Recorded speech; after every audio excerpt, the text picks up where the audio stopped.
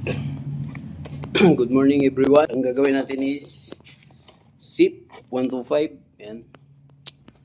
Euro Motors ano. So itatry ko lang yung yung pang M3 na yung bell na M3 kung pwede dito sa SIP. Kung sukat siya So ayan. So nilagyan ko na ng group tong sa M3. Try natin kung pwede doon sa SIP. Tatanggalin muna natin to.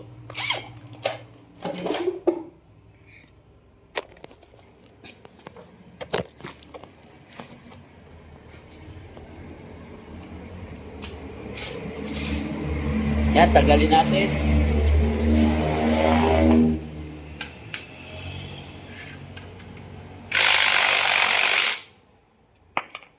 I hope na kasya.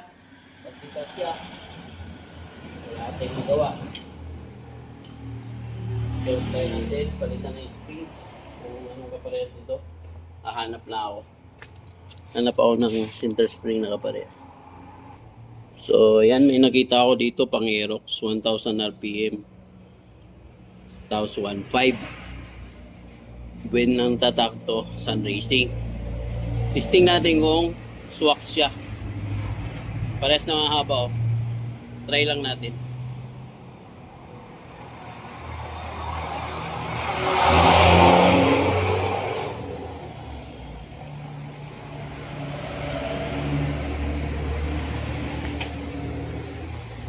Tapos ito yung lining ng Mio M3 Mio 125. So swak siya.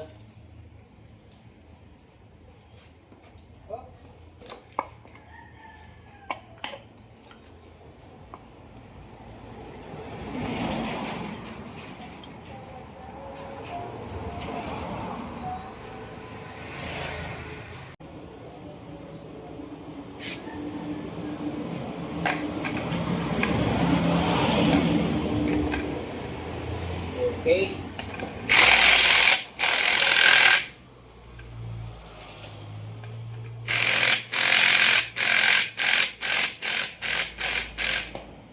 So, ayan, ikpitan na natin. Yan, ikpitan natin. Lagay natin.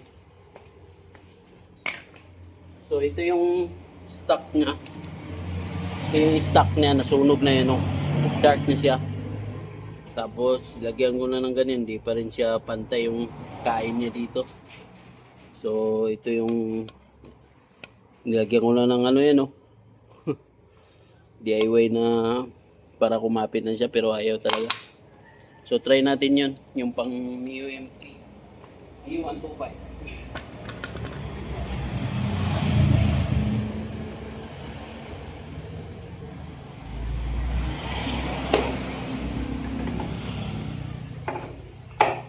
Alright. So, sukat siya, So, as you can see, ayan. Pumasok siya. Try natin. Sana hindi siya tatama sa cover. Tayo titisting natin.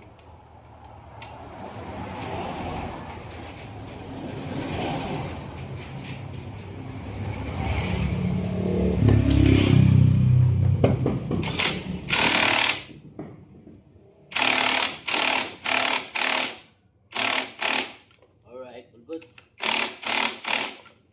Break natin yung cover. Kung may lagay. Sana may lagay. Yun, may lagay siya. So, yan.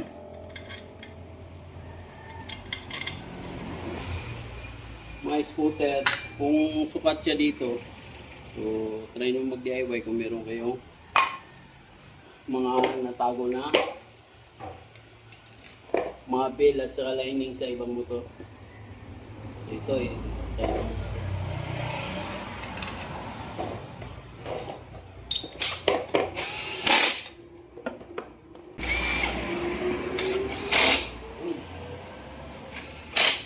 Perfect.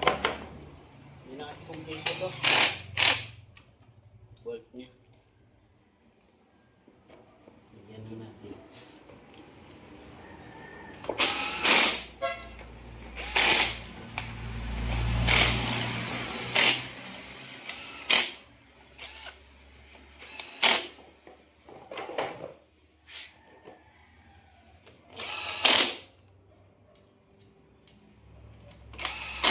So, testing natin. Pandarin natin. Yan, pandarin na natin. Zip. Testing natin. Yan. Di kasi siya pwedeng pandarin na nakabukas kasi yung bindix niya itutulak nung ano, yung bindix cover. Tutulak nung yung starter ano. So, ang gagawin natin, pandarin natin. Yan.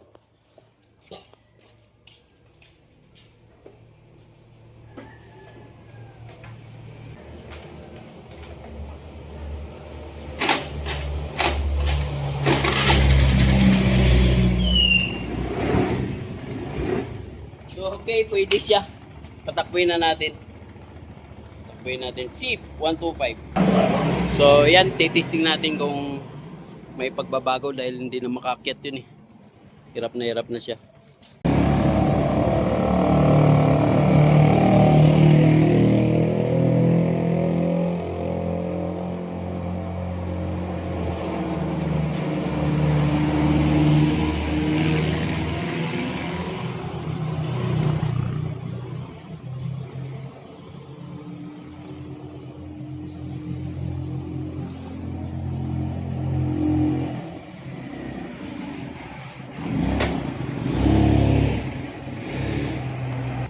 So, okay.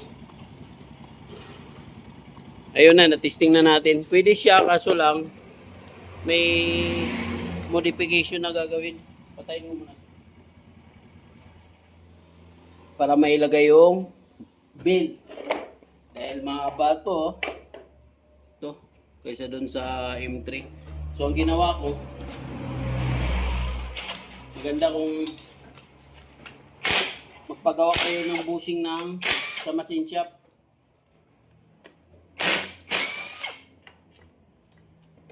Dahil hindi sila parehas. So okay, hindi naman masyado mainit. Wiggle lang siya. Ayan o, wiggle. Ayan o. Wiggle. Hindi siya pantay. Dahil may nilagay tayong bushing dito. Ay ano na ito, DIY. So ang nangyari, ito yung nilagay natin para may ilagay yung belt. So temporary, hindi naman siya pantay kaya ganun, tabingi. So i-grinder natin ng pantay siya para yung ikot ng belt is pantay. Yan o, naglagay ako ng ganito para may ilagay kasi maiksi yung sa ano M3. Ito maiksi to. Kaysa dun sa stock. Yan o. Pero pwede yung lining niya. Yan. Lagay na natin. Pwede. 1000 RPM yung ano niya. So ayan, titesting natin yung stock mamaya kung ano ang pagkakaiba nila sa ano. Medyo naluluno din siya. Ko alam sa air cleaner siguro. So try natin ulit. Mas maganda sana kung machine shop. Kaso lang wala. Ito is ano lang to. Binigyan ko lang kayo ng idea. Kung gusto nyo may lagay ng ganong ano, bell at saka line. Kung wala kayong mahanap,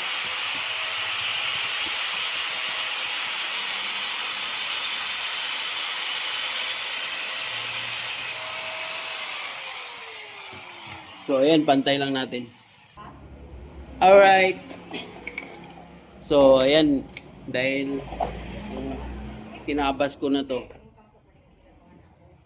tabingi na hilo na ako magtabas kung paano ipadiretso. Maganda sana ako sa machine shop. Ang ginagawa ko na lang, naghanap ako ng singsing. Yun ang nilagay ko, ano. Oh, diretso na siya, oh. O, di ba? Hindi na siya wiggle.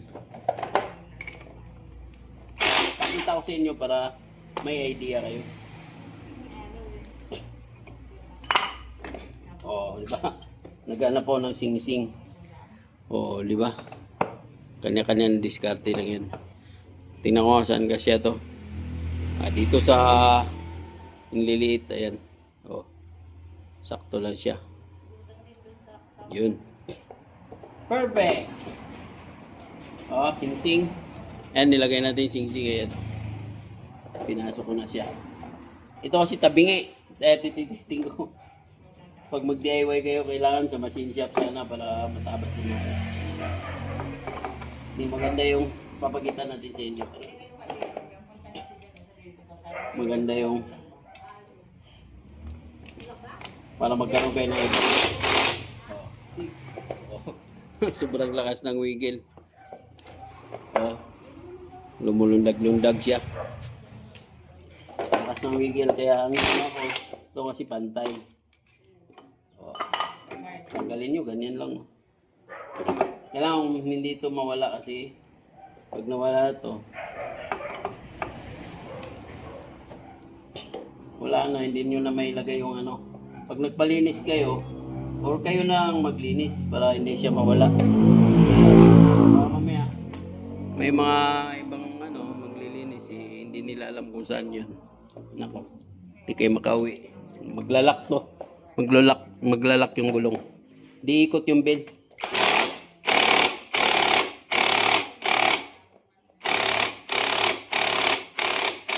Yan, inigpitan na natin. Yan. Diretso siya. Yun, diretso na. Oh.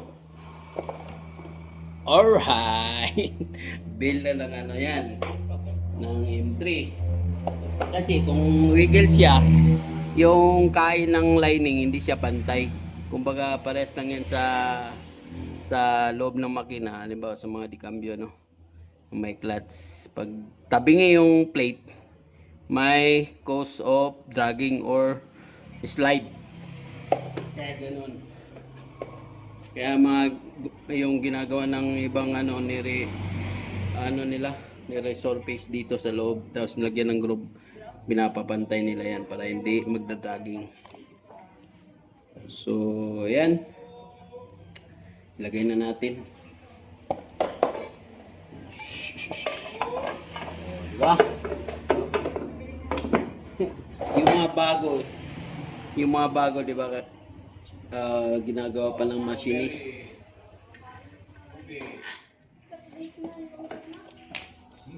Ginawa ng mga machinist para pumantay. Okay. Testing na natin. Kumaandar siya. Kanina kasi naglalak siya eh. Check ko na lang tong air cleaner, baka barado to eh. Kaya hindi siya makatakbo. So, check natin ulit, video ko kung pero mahina to kasi 125 lang to eh. Sabi ata. Pero gusto nang mayari. Ito lang dati na kaya-kaya. So ayan, check natin kung kaya siyang paandarin kasi kanina umandar nga siya kaso lang nung binatakbo ko nag-lock na yung gulong. Paandarin natin kung umikot yung gulong yan. Yan natin.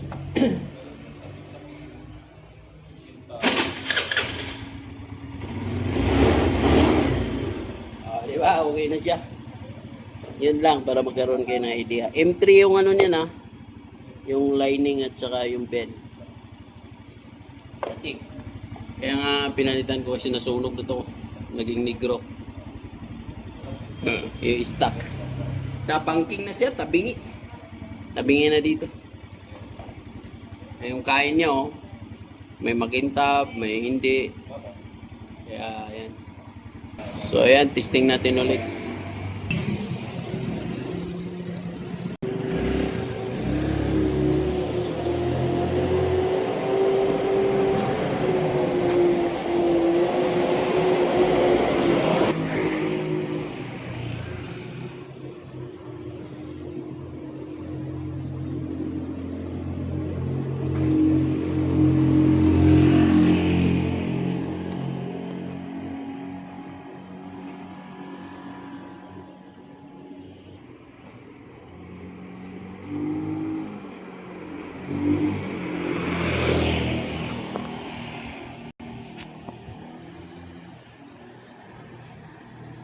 Alright, okay na siya.